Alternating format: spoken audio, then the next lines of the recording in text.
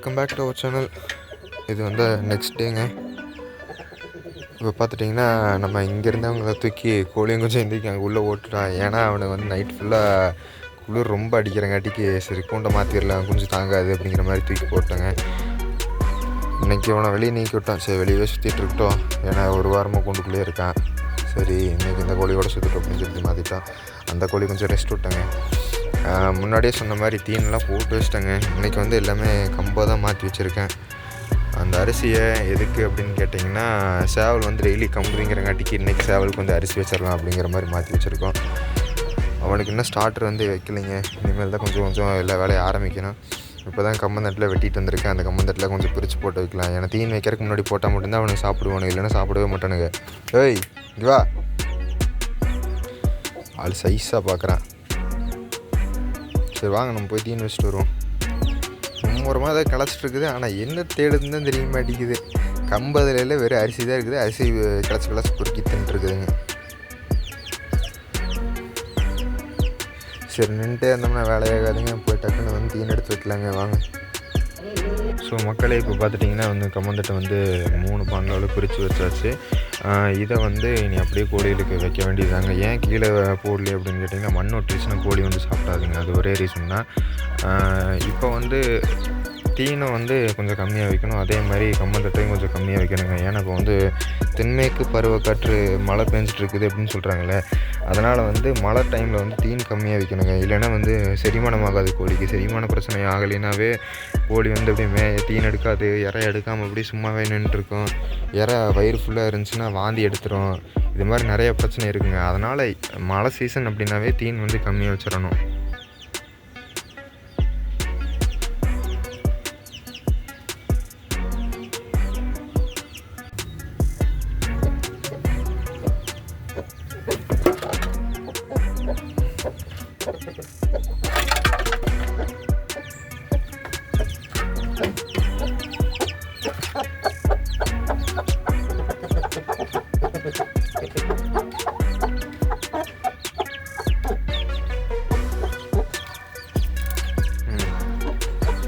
சில்வண்டு உள்ளே இறங்கிருச்சுங்க.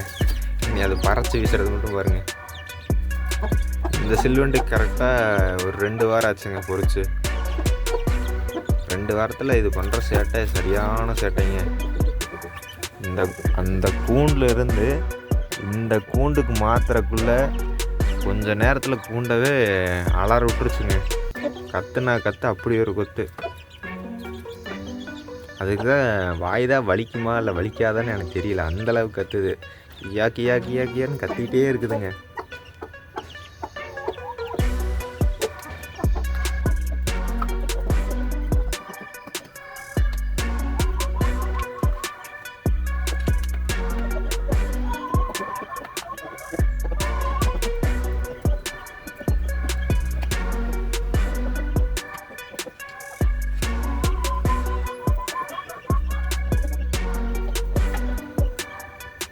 ஜோடியாக சாப்பிடுங்களாமா என்னை புரியாமல்.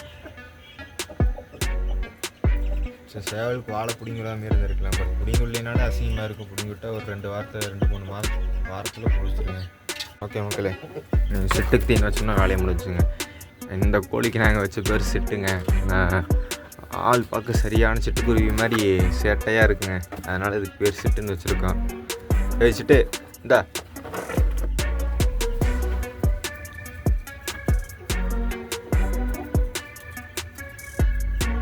சரி அதை டிஸ்டர்ப் பண்ண வேணாம். சரி நம்ம போய் தண்ணிக்குள்ளே எடுத்துகிட்டு வருவோம்.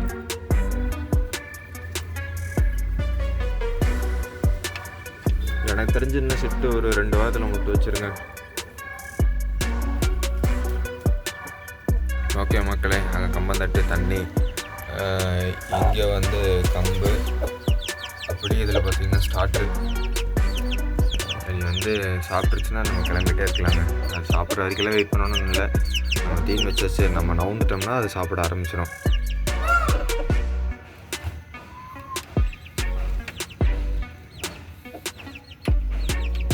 ஏன் நம்மளை இப்படி பார்த்துட்ருக்கான்னு எனக்கு தெரியல. காலையிலேருந்து ஒரே இதாக பார்வையாகவே இருக்குது.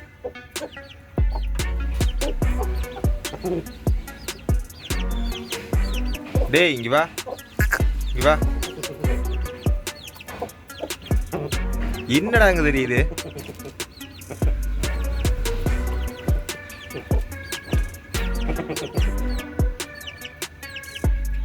ஜெய் ஏன் என்ன வேணும்?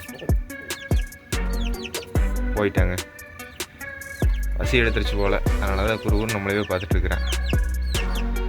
இங்கே வா.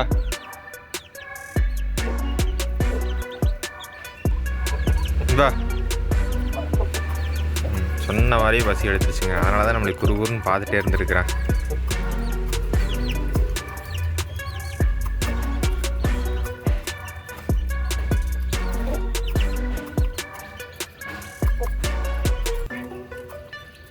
கோழிக்கே கொடுத்துட்ருக்குது, ஆனால் நீ சாப்பிட்றதில்ல.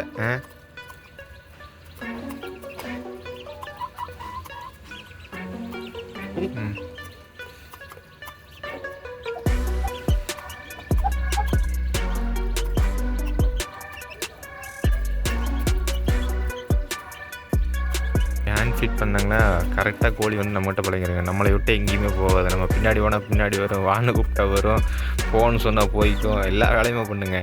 சின்ன ஒரு நாய்க்குட்டி மாதிரி எல்லா வேலையும் பண்ணிகிட்ருக்குங்க.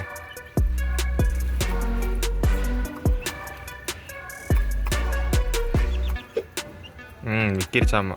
பொறுமையாக திங்க வேண்டியதானே.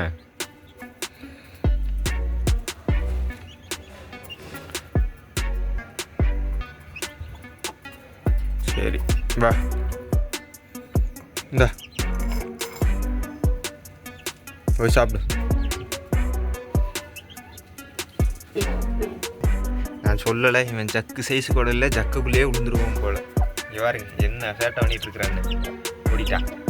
டேய் இவா.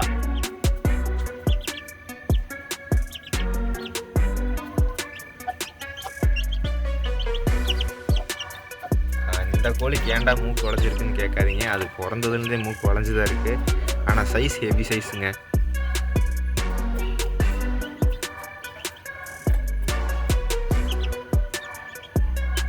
குப்பரை விழுந்துடாதரா, வெளில வாடா டேய்.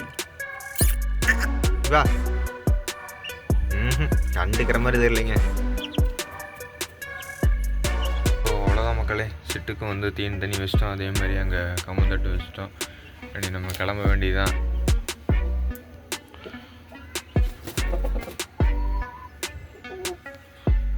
விட்டால் சக்குக்குள்ளேயே விழுந்துருவான் போல். பலதாட்டி இந்த பக்கம் முடிக்கி விட்டாச்சு, கேட்கவே மாட்டேங்குது. இன்னைக்கு வந்து ப்ராசஸ் எல்லாம் முடிஞ்சு.